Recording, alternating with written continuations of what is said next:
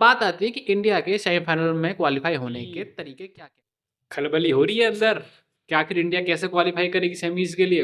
इसी बारे में आज हम बात करने वाले हैं। दूसरा हम इस बारे में बात करने वाले हैं कि आखिर इंडिया की बैटिंग इतनी बुरी तरीके से क्यों कोलैप्स हो रही है। और तीसरा यार वेस्ट इंडीज के बारे में कैसे बात नहीं कर सकते हैं। वो वेस्ट इंडीज जो 2-1 से नेपाल से सीरीज हार के आई थी इस वर्ल्ड कप में, इस समय स्ट्रॉन्ग कंटेंडर है वर्ल्ड कप जीतने की। वेस्ट इंडीज के बारे में तो बात करनी पड़ेगी ना भैया। सबसे पहले वेस्ट इंडीज यार क्या राइट टाइम पे पीक किया इस टीम ने। इस टीम के पास हिटर्स हैं, जहां हल्के स्ट्राइक रेट से थोड़ी टर्निंग पिच पे खेलने की जरूरत पड़े तो से होप जैसे अच्छे टेक्निकल बैटर्स हैं। इस टीम के पास रोमारियो सेफर्ड जैसे अच्छे फिनिशर्स हैं। इस टीम के पास गुरकेश मोती और अकील हुसैन जैसे अच्छे स्पिनर्स हैं। इस टीम के पास अच्छे फास्ट बॉलर्स हैं। कंप्लीट पैकेज है। तभी मैं कह रहा हूँ कि ये स्ट्रॉन्ग कंटेंडर है वर्ल्ड कप जीतने की। और इंडिया में लास्ट टाइम ही जीते थे। तो लास्ट टाइम 2016 में इंडिया वर्ल्ड कप हुआ था तो वेस्ट इंडीज जीती थी। वेस्ट इंडीज के ज्यादातर प्लेयर्स इंडिया के ग्राउंड्स को जानते हैं। अब हमें तो वेस्ट इंडीज को हराना ही पड़ेगा क्वालिफाई होने के लिए।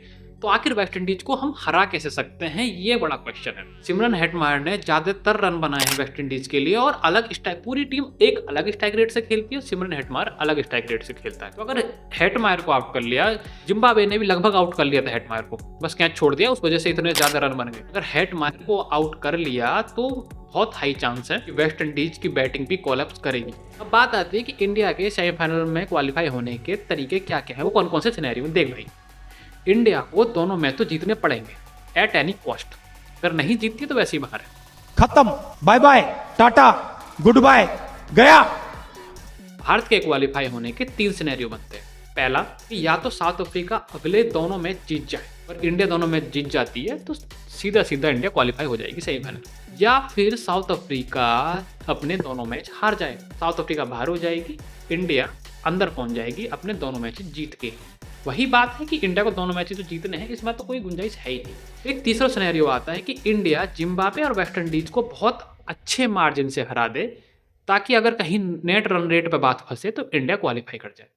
ये 3 सिनेरियो हैं इंडिया के क्वालिफाई करने। कहीं ना कहीं इंडिया की किस्मत अपने हाथ में भी है, अच्छे मार्जिन से जीतो और क्वालिफाई हो जाओ, और कहीं ना कहीं इंडिया की किस्मत साउथ अफ्रीका के हाथ में भी है। अगर इंडिया को अपनी किस्मत अपने हाथ में रखनी है तो जिम्बाब्वे और वेस्ट इंडीज दोनों के मैच जीतने हैं अच्छे मार्जिन से, तो इंडिया की जो किस्मत है वो अपने हाथ में रहेगी, वरना साउथ अफ्रीका के हाथ में रहेगी। अभी भी इंडिया क्वालिफाई कर सकती है, 100% क्वालिफाई कर सकती है, बस यहाँ से अच्छा क्रिकेट खेल रहा है। अब बात आते हैं कि यार इंडिया की बैटिंग इस तरीके से कोलैप्स क्यों कर रही है।